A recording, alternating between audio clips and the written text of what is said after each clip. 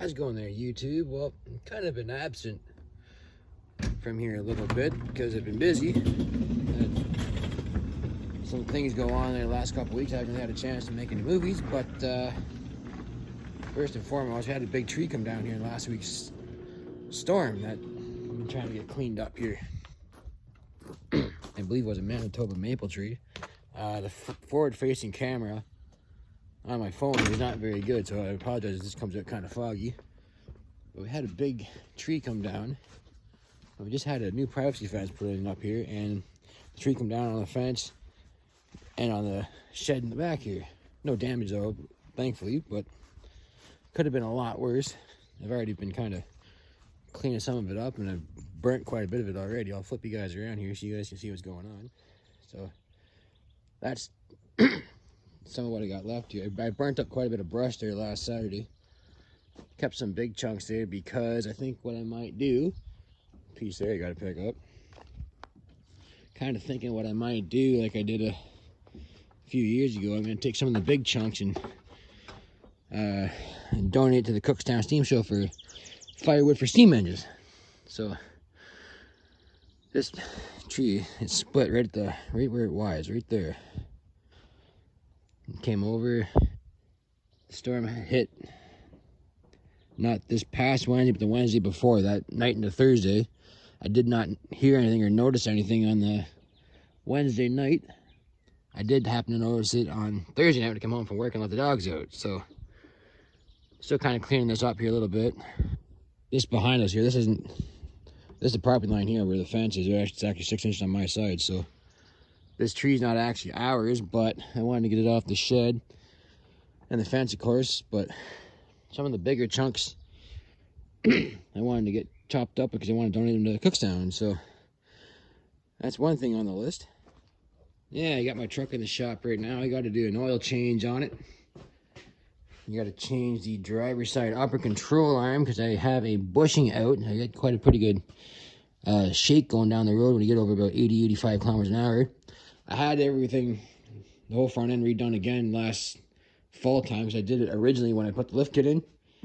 I had everything done again last year in the fall except for the driver's side because they told me the ball joint was good, but the guy that diagnosed my truck told me that control arm was good, but then I had it aligned at another shop and they said the bushing was out of it. So I'm going to change the control arm in the shop. It's kind of a tight fit in here right now.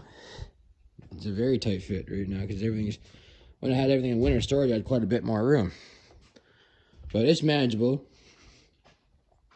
Shop's a mess. I've been in here filming a few things. Got the chainsaw and all that stuff out because I've been doing the tree and whatnot. So 1828, I got to take the carb apart on it because I think I've mentioned in other videos that it likes to flood up on a hot day.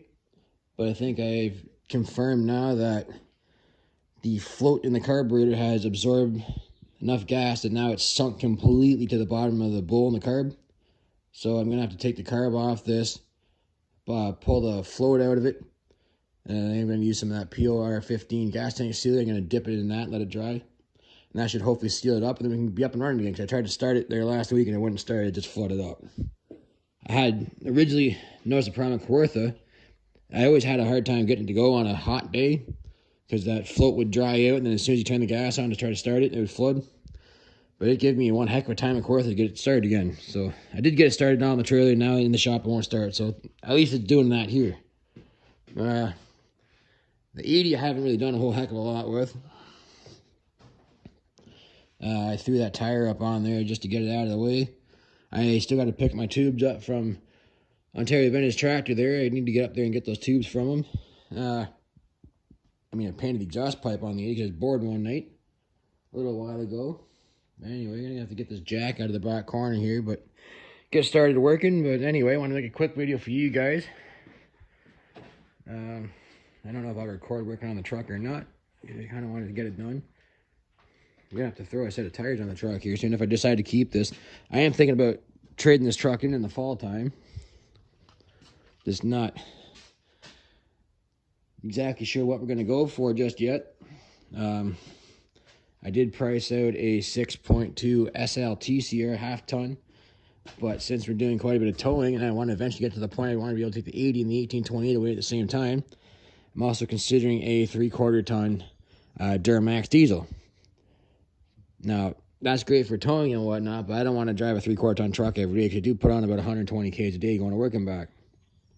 So, once I figure out what we're going to do, I'm going to go from there. But I've also considered a 6.6 gas 2500, but you sacrifice ride quality with a 2500, especially if you're not pulling the big trailer all the time. So, I don't know what we're going to do just yet, but I've been kind of looking at some options. I mean, this truck's only got 230,000 K on it. So, I mean, it's not war, but it's getting there. And, of course, doing the towing does not help things. So, anyway, I'm going to go at this truck here a little bit, and I'll check in with you guys later on. I'm just working on putting this control arm back together here now. Got the new one in there and just starting to put the bolts back in. You got to watch these little cams and make sure you mark your cams before you take them apart because there are little alignment pins in there.